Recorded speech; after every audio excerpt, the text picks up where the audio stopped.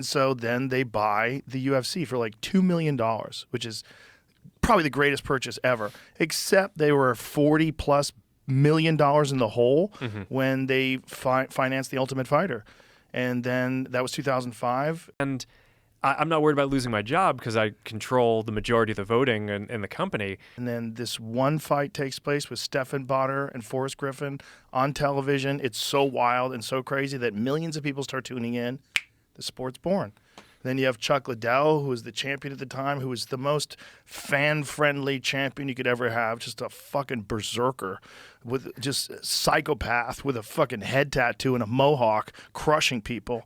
In his prime, he was the perfect poster guy for the UFC because he was just smashing people and then throwing his arms back like rah in a cage. It was nuts. It was just the whole thing took off. The guy's tireless. That man. I could call him up. I'll call him up at like 2 o'clock in the morning sometime. Like there's some fight going on.